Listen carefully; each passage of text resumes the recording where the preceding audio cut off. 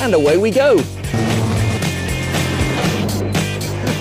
We're moving. They were the machines that made Britain great. Fast, revolutionary, and sometimes downright dangerous. These are the stories of our engineering masterpieces that shook the world and drive the way we live today.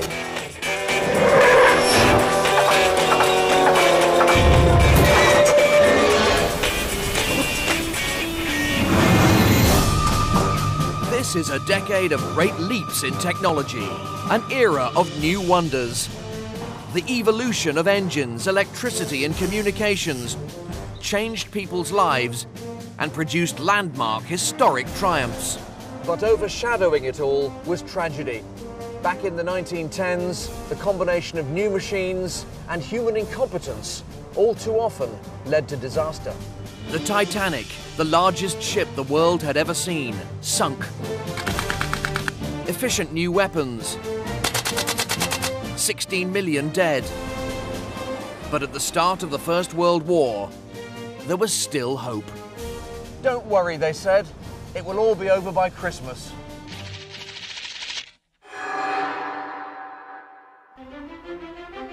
In the 1910s, people worked up to 80 hours a week, so time off was precious. But thanks to the rapid evolution of the petrol engine, there was now a new way to enjoy it. This is a 1914 Leyland torpedo char-a-banc. The word char-a-banc comes from the French char-à-banc, which means carriage with wooden benches. Fabulous.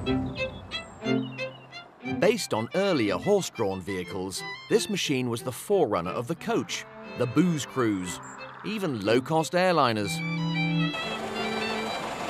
What makes this vehicle so great is its size. In the days of the horse, a large carriage could maybe carry 12 people. This carried 32.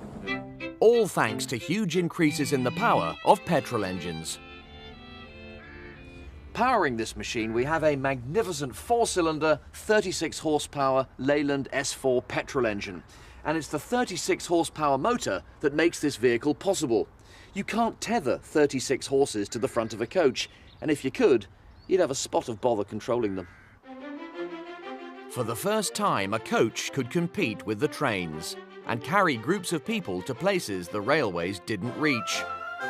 And it carried them in style.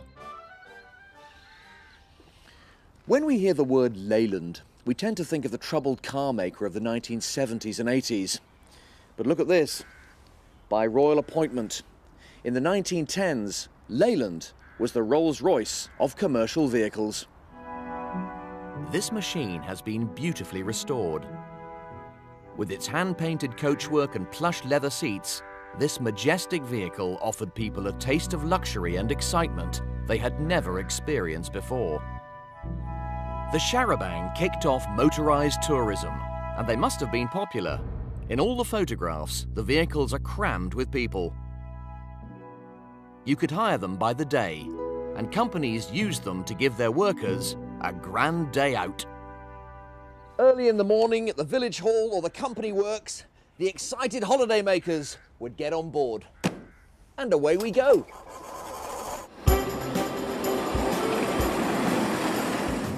For many workers, this would have been their first experience of a holiday. These were cheery outings to local attractions, a picnic in the country, a town fair, or a trip to the seaside.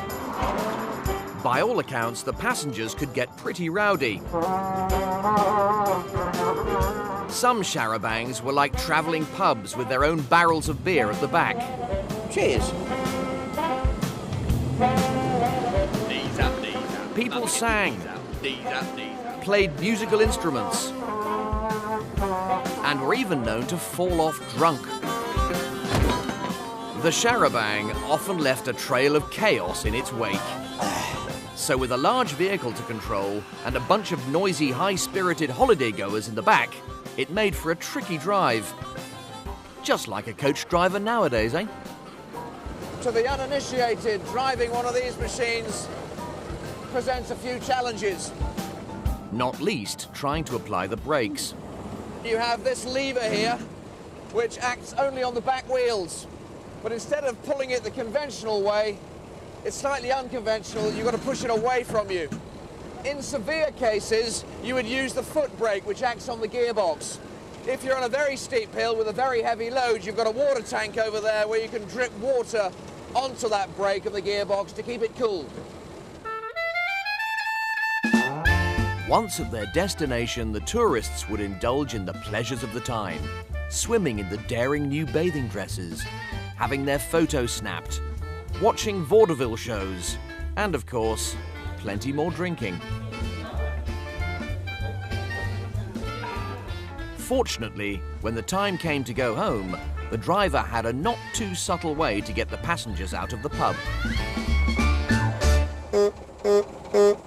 The old bulb horn wasn't any good, far too quiet, so some charabancs were fitted with what's known as an exhaust whistle. If I pull this ring here, it opens a valve on the cylinder head and the rising piston pushes the gases out.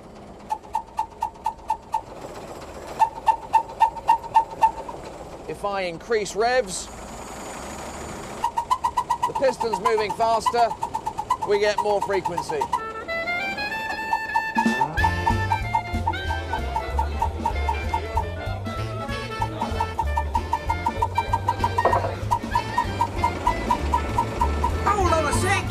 Hold on a sec! Wait! Wait! A great British machine that brought joy to a generation. The 1910s was a decade of new wonders. Electric light advertising appeared for the first time in London. Music halls gave way to cinema, creating the world's first international star, Charlie Chaplin. It was an age of heroes. Daring young men took to the skies in fragile machines held together by canvas and wire. Ernest Shackleton explored Antarctica.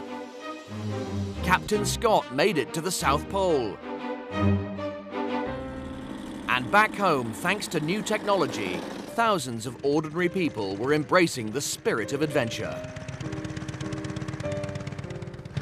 Is it a car? Is it a bike? This is in fact a cycle car.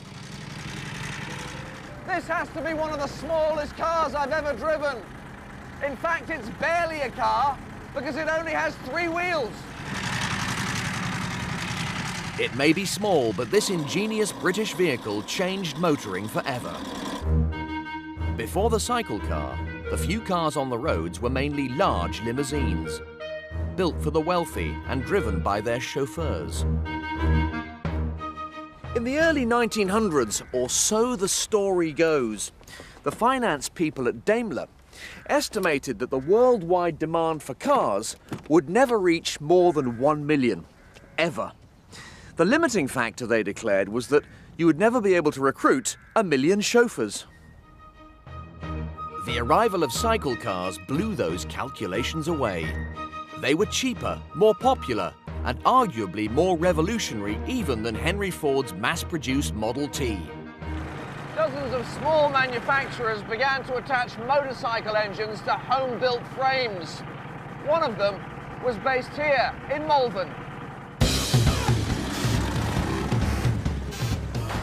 Today, we think of Morgans as elegant, expensive, and traditional. But in the early days, under the leadership of Harry Morgan, they were radical innovators. Morgan didn't see why ordinary folk should be limited to where the charabancs and trains could take them. So he set out to design and build a car for the people, to go wherever they wanted, whenever they wanted.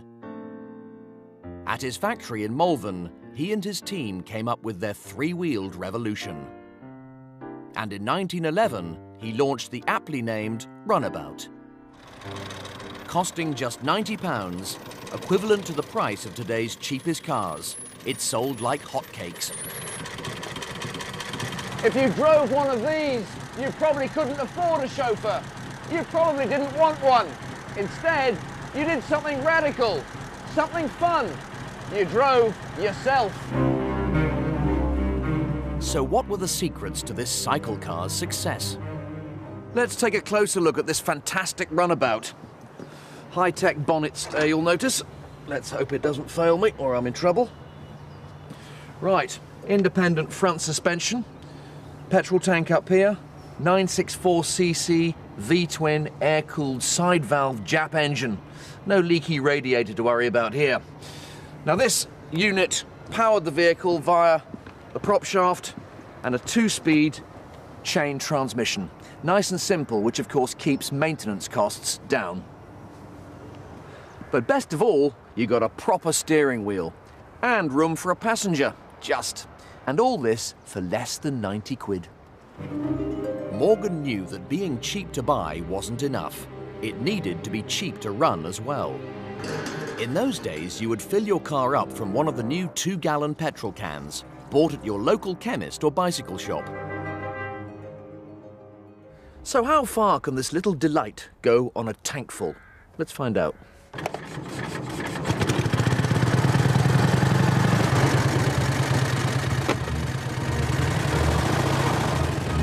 Chris Booth, the owner, is coming along to make sure I don't wreck what is now an extremely valuable original. Ah, yes!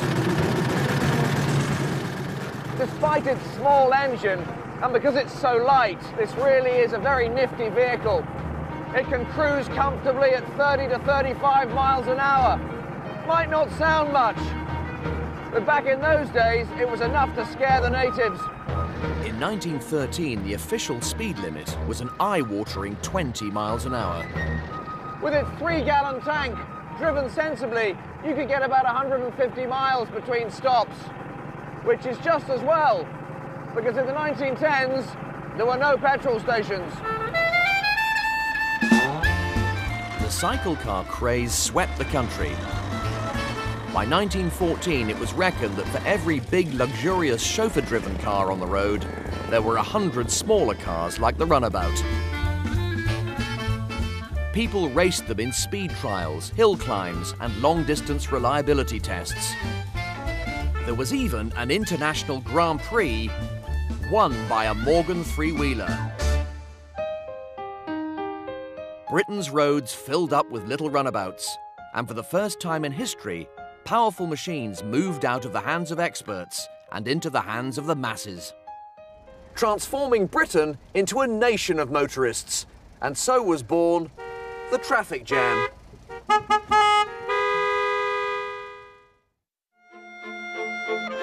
In the early 1910s, the peace and prosperity of the British people was under threat. The German Kaiser, Wilhelm II, was building up his army, and the shadow of war loomed over the country.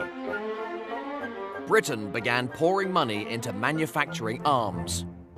To make them, she needed steel. And to help produce it efficiently, the country built one of its greatest and most iconic machines.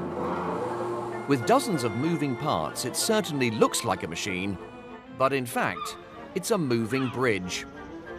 All 2,600 tons of it.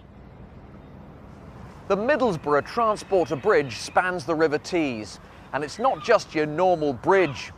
It's far more radical than that. It's a cross between a bridge and a ferry, and it's the longest operating transporter bridge in the world. In the 19th century, Middlesbrough had grown from a small hamlet to one of the largest manufacturers of iron and steel in the world. The problem was that the city was separated from most of the ironworks by the River Tees. They depended on a ferry to get the workers to work on time. But in bad weather, the ferry was often late or didn't run at all. Losing serious amounts of productivity, the factory owners demanded a bridge. But to build a conventional bridge tall enough for the sailing ships that had to pass underneath would have been prohibitively expensive.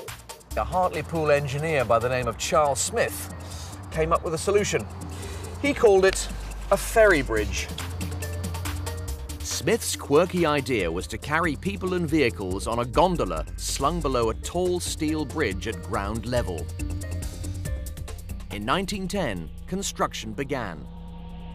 This extraordinary feat of engineering was completed in less than 2 years. And in October 1811, it was unveiled to the world with great ceremony. Almost 100 years later, this amazing machine is still working exactly as it did on the day they turned the power on. I'm 165 feet above the river, and below me, attached to 60 wheels, runs the upper carriage.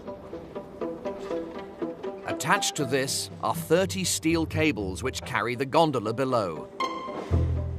They are cleverly cross-wired to stop the 65-ton gondola blowing around in the wind as it makes the crossing in just 90 seconds. It's a bit like an upside-down railway, with the railway bit up here and the transport bit underneath.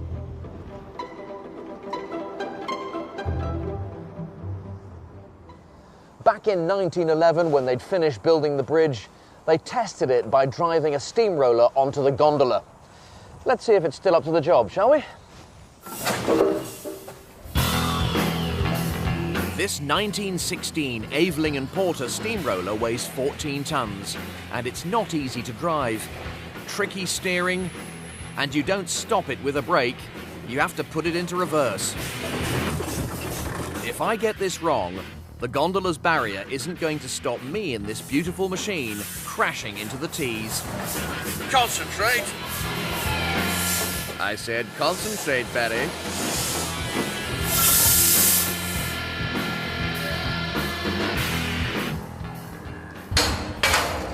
Yes, the gondola can still take it. And look at this, two masterpieces of 1910's British technology reunited. Now, to get it across the river. The gondola is operated from a control room up on its roof. Alan Murray, the bridge master, is going to show me how to drive it. Right, Alan, nice to meet you. The transporter bridge is powered by electricity. Now, back in 1911, electricity was a relatively new technology, but it had one big advantage. It meant the driver could control a gondola in the same way he would a tram. So we're going to go to there to drive and there to brake. So that's our first notch. But before you do that, Yep. you have to stand on our dead man panel. That will Okay. give you the power. So, foot in there. Yes. And we need to go to that notch to make it go. Okay, up we go.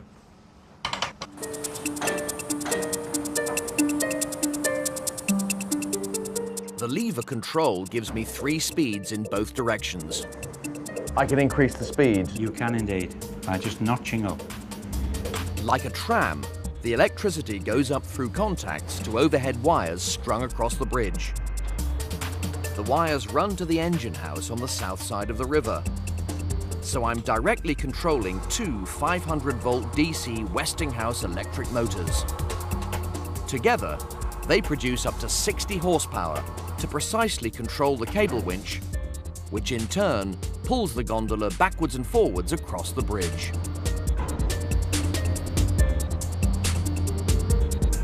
All the motors, controls, and even the switchboard are original. In the last 98 years, they have driven the gondola nearly 1 million miles.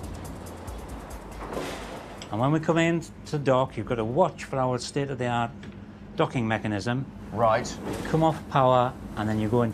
Now, if you come into the brake now, Okay. and just hold it there for the first notch, because we're docking so slowly, that brake will hold it all the way in. Okay, there we go. We've got a high-tech system of lining up the red tape on the windows with a bit of wood nailed to the bridge. There it is, yep. Right between those two. Look at that. Fabulous. And that's it. Foot off the pedal now. There we go. There we go. I've driven the Middlesbrough Transporter Bridge gondola. One steamroller safely delivered, just as it was in 1911.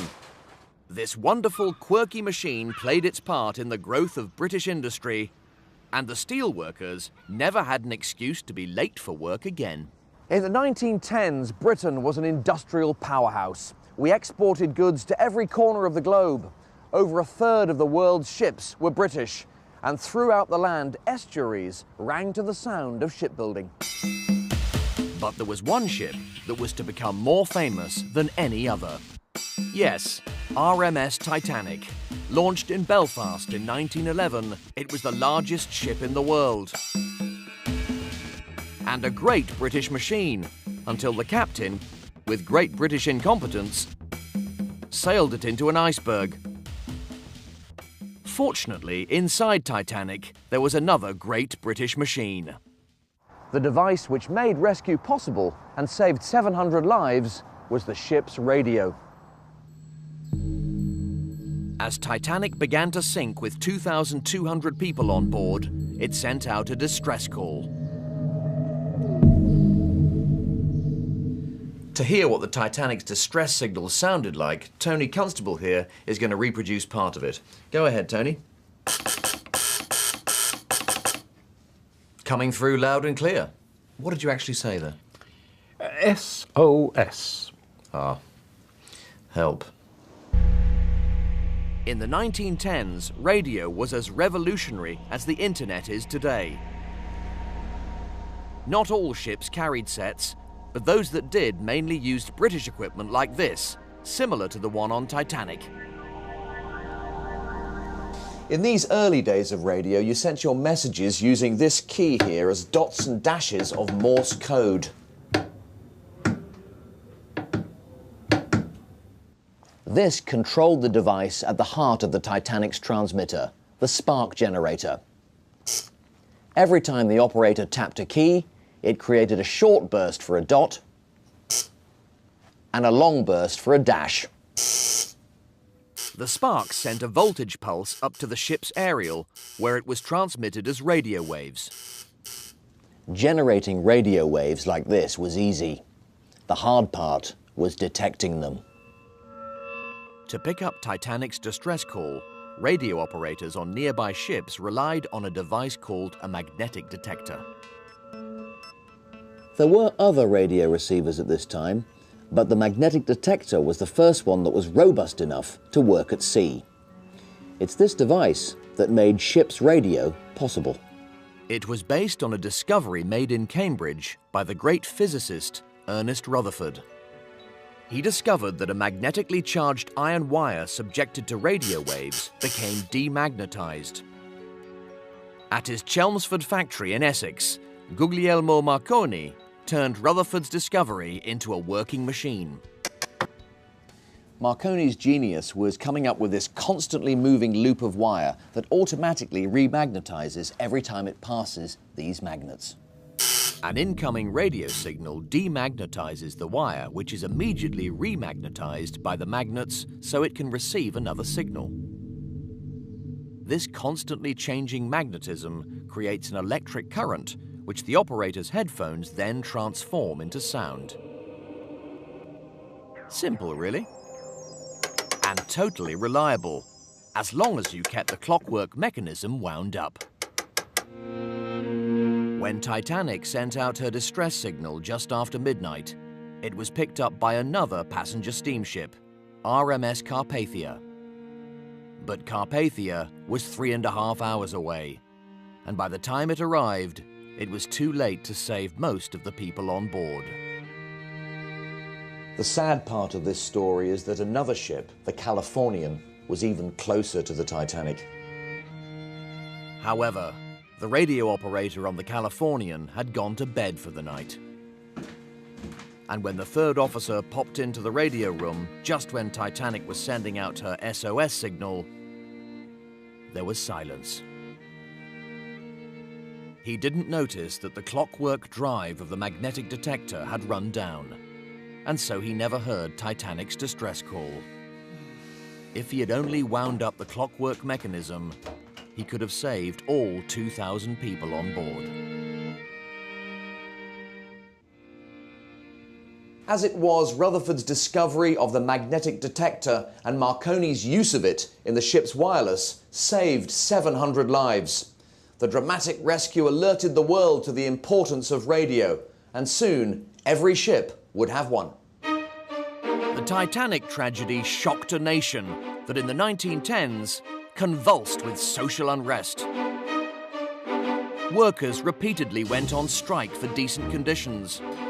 In London's Sydney Street, a gang of anarchists fired on the Home Secretary Winston Churchill, and suffragettes fought to win women the vote. However, in 1914, the country suspended its internal struggles and united to fight the Hun. In August 1914, the First World War shattered Britain's peace and prosperity.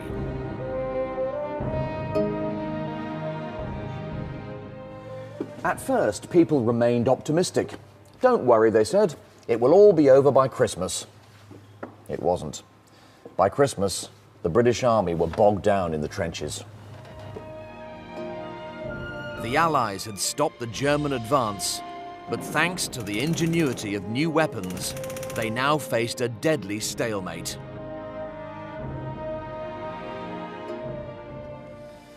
For the infantry, there was one weapon that outperformed all others, the machine gun. For the British, that meant the Vickers machine gun. Capable of firing 600 rounds a minute, the Vickers perfected an automatic reloading system dreamed up many years before.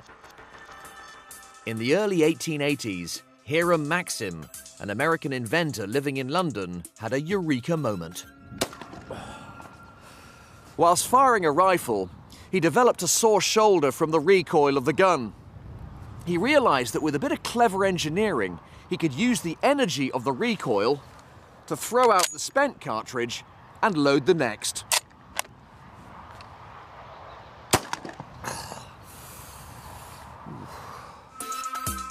The result was the world's first automatic machine gun, the Maxim gun.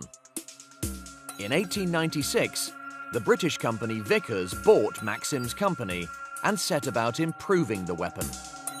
They reduced its weight by taking out all unnecessary parts and devised an ingenious mechanism to improve its reliability. This muzzle booster on the front increased the gun's recoil and helped it reload automatically. As the bullet passes through this hole, it's blocked for a fraction of a second. The expanding gases created by the firing of a bullet now have nowhere to go. They force this plunger back, which cocks the mechanism in readiness for the next round. Well, let's give it a try, shall we? Even firing blanks, I get a sense of the awesome power of this weapon. It could fire as many rounds in a minute as 40 men with rifles. Don't think I'd like to be on the receiving end. In just 20 seconds, I've fired 200 rounds, enough to kill 200 people. With a range of 2.5 miles, this was one of the most lethal weapons on the fields of Flanders. In fact, it was so efficient that in 1914, the Vickers machine gun and its German equivalent made it almost impossible for infantry to cross no man's land unscathed. It helped create the deadlock of trench warfare, the stalemate that lengthened the war and cost millions of lives. In 1915, Winston Churchill, the First Lord of the Admiralty, was looking for a mechanical way to break the deadlock on the Western Front. Churchill wanted a machine that could cross the muddy, cratered terrain of no man's land, while also being able to withstand the onslaught of machine gun fire. "We must crush the trenches in," he said. "We must crush them in. That is the only way." So he set up a committee to build what he called land ships. Attention quickly turned to a curious prototype from 10 years earlier. Back in 1904, Grantham engineer David Roberts had devised a brilliant off-road alternative to wheels for a new tractor, his chain or caterpillar tracks.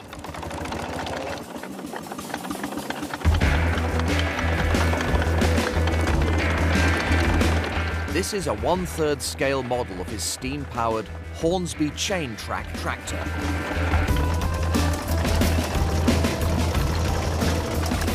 The original weighed 40 tons, but the tracks spread the weight over a large area of ground, so it didn't get bogged down in the mud. The vehicle looked like a winner, and a version was offered to the army as an artillery tractor to pull heavy guns. The army hardly leapt up and down with excitement at the idea. They bought a petrol version as a tryout, but one Royal Artillery officer declared, "Its noise and smell are abominable. A team of 8 horses is far superior under every condition." And they dropped the order. But a few years later, Churchill's Landship Committee would turn Roberts' idea into a revolutionary new weapon. The plan was to combine caterpillar tracks with the armour of armoured cars to make a machine that could withstand bullets and go over trenches. The brains came in particular from 2 men. Walter Wilson was an engineering genius working in the British Army, while William Tritton was the general manager of Foster's, a small Lincoln engineering company. After trying many ideas, this is the vehicle they came up with. Little Willie, the world's first tank. It weighed 14 tons, carried a crew of 3, and had a top speed of a little over 3 miles an hour. In trials, the new Caterpillar track worked well, and Little Willie would be able to cross a muddy, bumpy stretch of no man's land without difficulty. But there was a flaw. So here we are across no man's land, approaching enemy trench. Whoops. If a particular trench was too wide, Little Willie simply couldn't bridge the gap, and her Caterpillar tracks couldn't pull her out of the trench. It was back to the drawing board. The new tank was much bigger, long enough to cross trenches. But as soon as you see it, the thing that makes it immediately different is that the tracks were wrapped all the way around the hull. And here's the clever bit. The rhomboid shape of the tank gives this shallow angle of track at the front, so as the tank dips into the trench, this shallow angle of track pulls the tank out of the trench, like so, no problem. And it really did work in practice. The design became the standard for the classic tanks of the First World War. Churchill had got his landship, and it evolved rapidly. This is the famous Mark IV version. At 28 tons, it's twice the weight of Little Willie, and its 105 horsepower Daimler engine powered it along at the slightly higher speed of 4 miles an hour. It's this version, more than any other, that changed the face of modern warfare.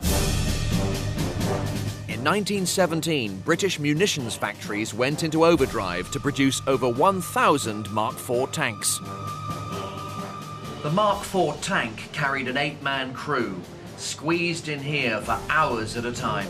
Tank historian David Fletcher is an authority on these pioneering machines. What was it like inside this tank for the crews going into battle? All the time you're going along in this thing, the tank is being impacted by machine gun bullets, absolutely continually spattering like heavy rain all around the sides of it. Right. The conditions in here are horrifying. When that engine's running, the noise is so loud you can't hear yourself think, never mind anybody else speak. It's generating heat through the exhaust on a tremendous scale, be about the same as a turkey in the oven for Christmas. And there are fumes coming off the thing, great clouds of carbon monoxide. So a lot of the people in the tank are sort of half useless. The crew needed all their powers of concentration just to drive this machine. To turn it, you had to slow down one track more than the other, and it took 4 people to operate all the brakes and gears, a terrible waste of manpower. In battle, the hail of machine gun fire was so intense that even inside the tank, the crew were far from safe. But the only thing they had by way of personal protection is this, which is a leather face mask with a chainmail bit at the bottom. But these things were issued in order to protect the eyes and face from tiny droplets of lead which would come in through the cracks in the armour, or even bits of armour flaking off the inside when there was impact on the outside. Just try it on for size, have a quick look through, and you'll see the view is better than you'd think. Yeah, you can see more than you think you're going to see through those slits. But yeah, I suppose after a while, once you perspire, they just sort of slip down the front of the face. Just slides down your face, and then you can't see anything. In November 1917, the British deployed 476 Mark IV tanks at the Battle of Cambrai in France. They broke through the German lines, crossed 2 sets of trenches, and advanced 3 miles into enemy territory. It was a great breakthrough. When news reached Britain, the church bells rang in celebration.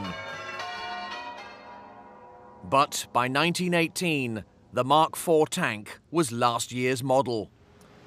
This is the Mark V, and behind its boiler-plated exterior, it's a whole new beast. A 4-speed manual gearbox and a hand-operated brake for each track meant that this was the first tank that could be driven by one person, which freed up the rest of the crew to fight the enemy.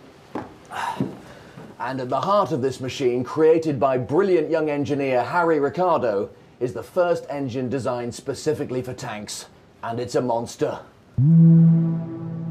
This 19-litre, 6-cylinder, 4-stroke powerhouse delivers 150 horsepower to the twin tracks. But for me, the best thing about this fantastic 90-year-old engine is that it still runs. And they've allowed me to start it up. So here we go. There's the starter motor solenoid.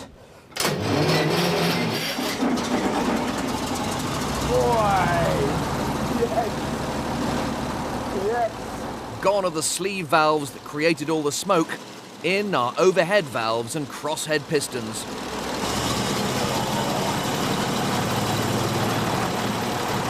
Sounds absolutely gorgeous, this engine. The tank didn't win the First World War on its own, but by breaking the deadlock of trench warfare, it tipped the balance in our favour. For the first time, we had a weapon that was technologically more advanced than anything the Germans had. It boosted British morale and struck terror into the hearts of the enemy. It was, and still is, a great British machine. In November 1918, the end of the war brought rejoicing on the streets. During the conflict, British engineers had pushed back the frontiers of technology and created a formidable array of new weapons and vehicles. Some of the most extraordinary advances were in the development of flight. And this decade of triumph and tragedy would end with a British aircraft making an heroic voyage that would transform air travel forever. The person who would make it happen was a young pilot called John Alcock. While flying for the British during the war, Alcock's aircraft crashed, and he found himself stuck in a prisoner of war camp. While he was there, he dreamed of achieving something extraordinary. He knew that no one had ever flown a plane across the Atlantic, and he knew that the Daily Mail were offering a £10,000 prize to the first person to do it.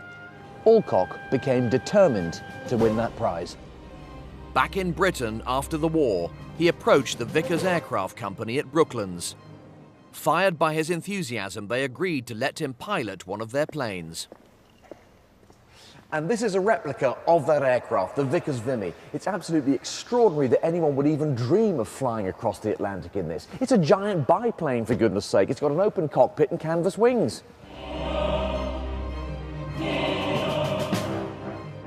This is the world's largest flying biplane. It has a 70-foot wingspan and stands over 15 feet high. The Vimy was developed during the war as a bomber to carry out night raids over Germany. It was made possible by massive increases in the power of petrol engines. Alcock's original was equipped with 2 Rolls-Royce Eagle 8 engines, each capable of delivering a thumping 360 horsepower. And just 16 years into the development of aircraft, a lot of thought was going into aerodynamics. Wherever possible, the aircraft is streamlined to reduce wind resistance. And if you look at the struts and wires, they're not round, but they're shaped like aerofoils. The undercarriage doesn't retract like a modern aircraft. The best they could do with the original was to cover the wheel with canvas to cut down turbulence from the spokes. This replica was built in the 1990s, but the maintenance costs are so high that it's heading for retirement in the Brooklands Museum. At least that's the plan. So the first exercise, it seems, here is to actually get the aircraft out of the hangar. Today, it's due to make its last ever flight. There's a few experts here who are lending their wisdom to this initial task. What we really need is a giant pair of scissors to cut off those flaps there, and then it would come out easily. It's a bit of geometry and physics and coordinated team power. Okay, gently. We are only inches to spare this side, so any uncoordinated pull could cause a problem. This magnificent replica is historic in its own right. It has flown thousands of miles along the pioneering routes the original flew 90 years ago. The Vimy is released from the hangar.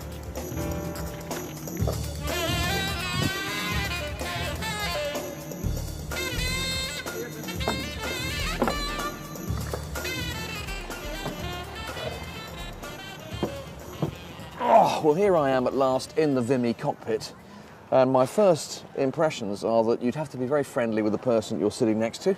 Because if you're going to fly the Atlantic in this machine, you're going to be in close quarters for quite a long time.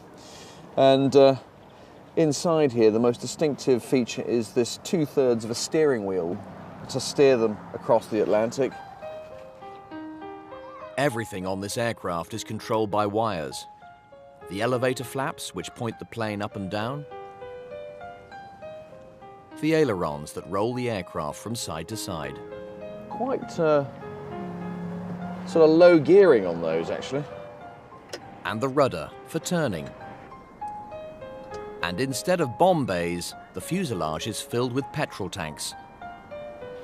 It all feels very vulnerable. In 1919, Alcock and his navigator, Arthur Brown, needed to move fast. Several other teams were hoping to grab the transatlantic prize. Everyone realized that the best way to get across the Atlantic was to fly with the strong prevailing winds from west to east. So first, they had to take the aircraft to pieces and ship it to Newfoundland. By the time Alcock and Brown arrived, attempts by two other teams had ended in failure, with their aircraft ditching into the Atlantic. Their chance of success looked slim.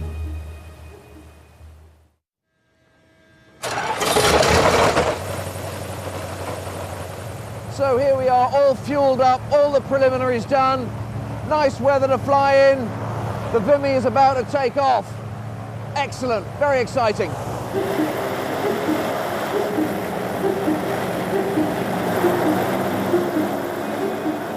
On Saturday, the 14th of June, 1919, Alcock pushed the throttle on the twin Rolls-Royce Eagle engines and powered the Vimy into the sky. And so the Vimy takes to the skies. It may look fragile and archaic today, but back in 1919, this was cutting-edge technology.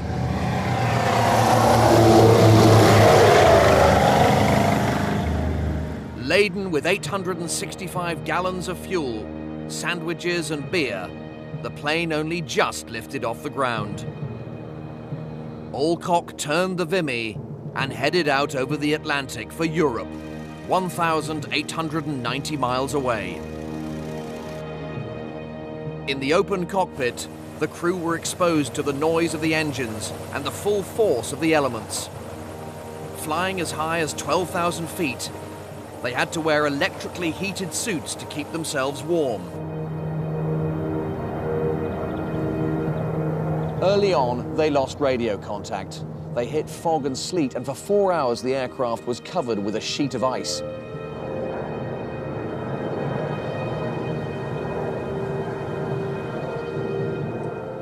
At one point, they flew into such a heavy cloud that Alcock completely lost his bearings. The plane went into a spinning nosedive and only straightened up 50 feet above the sea.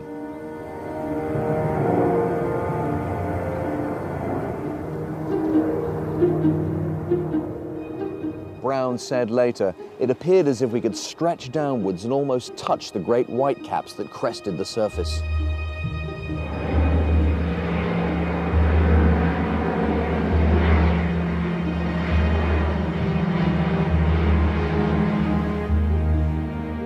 It was an epic flight. On the 15th of June 1919, after 16 hours of flying, much of it through the night, Alcock and Brown crossed the coast of Ireland. They brought the plane down on what they thought was a field. It turned out to be a bog.